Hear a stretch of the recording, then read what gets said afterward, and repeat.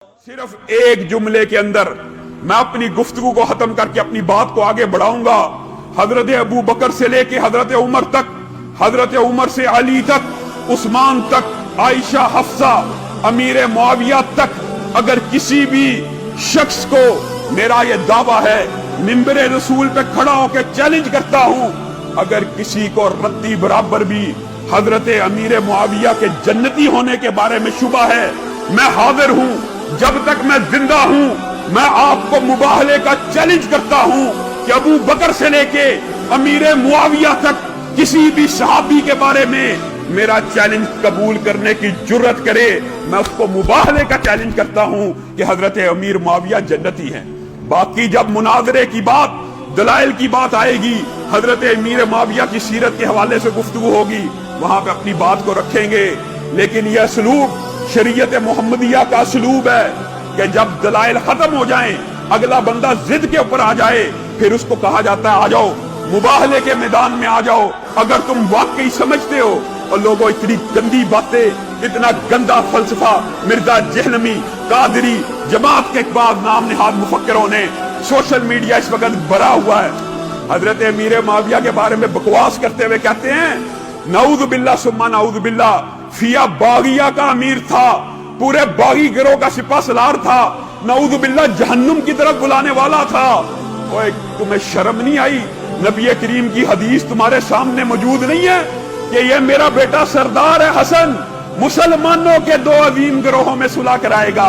نبی ان کو مسلمان کہہ رہے، نبی ان کے گروہ کی طرف سے لڑنے والے طلحہ کو شہادت کا رتبہ دے رہے، اور تم اور میں ان کو باغی بھی کہہ رہے۔ اور نعوذ باللہ ان کے اوپر یہ الزام ایک حدیث کی بنیاد بنا کے گڑا گیا کہ عمار کو وہ گروہ قتل کرے گا جو باغی ہوگا، وہ جہنم کی طرف بلاتا ہوگا۔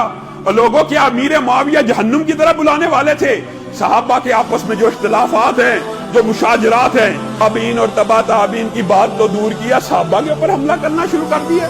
افسوس اور دکھ کی بات ہے، حضرت امیر معاویہ جیسے جلیل القدر صحابی کی شان کے اندر علل اعلان گستاخی ہو رہی ہے، اور گستاخی کرنے والے اپنے آپ کو اہل سنت کہتے ہیں۔ آج یہ بات بھی کان کھول کے سن لیجئے، میں نے کبھی مرزا جہلمی کا نام نہیں تھا لیا، لیکن آپ کو واضح طور پہ سمجھانے کے لیے، آپ کی عقائد کی درستگی کے لیے میں یہ بات کہنا چاہتا ہوں۔ اللہ کی قسم، یہ جو اسحاق جالوی ہے، اس کے اوپر علماء نے حجت قائم کی، یہ رافضی تھا، رفض کی حالت میں مرا۔ اسی طرح مرزا محمد علی جہنمی اس وقت کھلا رافضی ہے، تکیہ کر کے اپنے آپ کو اہل سنت کہتا ہے، صحابہ کو برا بھلا کہتا ہے، صحابہ کو گالیاں دیتا ہے۔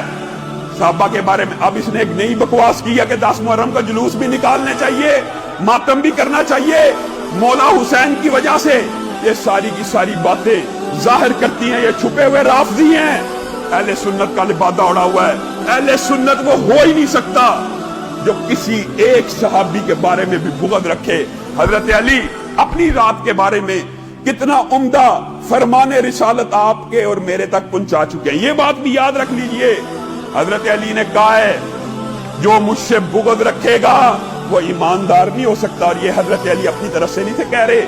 حضرت علی یہ فرمان نبی کریم سے سن کے کہہ رہے ہیں، علی سے وہی بغض رکھ سکتا ہے، علی سے وہی نفرت کر سکتا ہے۔ علی کا حسد، علی کا بغض، علی کی نفرت، علی کی عداوت، علی کے ایمان پہ شبہ صرف وہی کرے گا جو منافق ہو۔ علی کے ایمان پہ شبہ نہیں ہو سکتا، علی سے محبت وہی کرے گا جو مومن ہوگا۔ یہ حدیث صحیح ہے، یہ بھی صحابہ کی عظمت کے اوپر دلالت کرتی ہے۔ جس نے میرے کسی ایک صحابی کو برا بھلا کہا، گالی دی، اس کے اوپر اللہ کی، فرشتوں کی، رسولوں کی، تمام کے تمام انسانوں کی لعنت ہے۔ لیکن ہمارے جاکے کھلے ہوئے ہیں، ہماری زبانیں اس قدر دراز ہیں، کسی بھی صحابی کو معاف نہیں کیا جا رہا۔ اور ان کے چھوٹے چھوٹے قائدین کو، چھوٹے چھوٹے مبلغوں کو اگر کوئی برا بلا کے نا، کوئی چھوٹا سا قائد بھی ہو کہ فلاں نے خلافت و ملوکیت میں فلاں نے یہ غلط لکھا ہے، صحابہ کے بارے میں بھڑک جاتے ہیں۔ آپ اتنے بڑے عالم کی گستاخی کر رہے ہیں اور تمہارا عالم صحابہ کو معاف نہیں کرتا، اس وقت گستاخی نہیں ہوتی؟ کتنے افسوس اور دکھ کی بات ہے اپنا ایک عقیدہ، ایک نظریہ بنا لو۔ جو بندہ چاہے اپنے آپ کو اہل حدیث کہتا ہو، دیوبند کہتا ہو، بریلی کہتا ہو، شیعہ کہتا ہو، اگر کسی ایک صحابی کے بارے میں بھی بکواس کرے، زبان کو دراز کرے، مجھے ایک بات بتلائیے، صحابہ کو گالی دینے کا مقصد کیا ہے؟ 1440 برس گزر چکے ہیں، نبی کریم کہتے ہیں ہم میت کو برا بلا نہ کو، مسلمان میت کو، وہ اللہ کے پاس پیش ہو چکی ہے، اور یہ 1400 سال بعد صحابہ کے اوپر طنز کرتے ہیں۔ یاد رکھو، جو بھی یہ کام کرے کسی بھی فرقے کا وہ رافضی ہے، اس کا اسلام سے کوئی تعلق نہیں ہے۔ وجہ یہ ہے، اپنی طرف سے نہیں کہہ رہا، یہ اللہ کی سنت ہے کہ صحابی کے بارے میں جو بندہ جو بکواس کرے، اگر کوئی کہے بے ایمان ہے تو بے ایمان ہے، اگر کوئی بکواس کرے غاصب ہے تو غاصب ہے، اگر کہ باغی ہے تو باغی ہے، یہ اللہ کی سنت ہے۔ کلام حمید کے اندر اس کے دلائل کثیر موجود ہے۔ دو باتیں آپ کے سامنے رکھوں۔ الا انہم ہم الصفہاء، انہوں نے کہا کہ نبی کریم صلی اللہ علیہ وسلم کے اوپر جو ایمان لے کے آئے ہیں وہ بے وقوف ہیں صحابہ کے بارے میں۔ الا انہم ہم الصفہاء، اللہ نے وہی الفاظ ان کے بارے میں پلٹا دیے، میرے نبی کے صحابی بے وقوف نہیں بلکہ تم بے وقوف ہو۔ آگے انہوں نے کہا ہم نبی کے ساتھ جو ایمان لائے ان کے ساتھ ٹھٹھا کرتے ہیں، ہنسی مذاق کرتے ہیں، اللہ یستہزئ بہم، اللہ نے کہا اور تم ان کے ساتھ مذاق نہیں کرتے بلکہ ایک دن آئے گا تمہارا رب تمہارا مذاق اڑائے گا۔ صحابی کے بارے میں جو بھی قول کوئی کہے گا اس کو پلٹا دیا جائے گا۔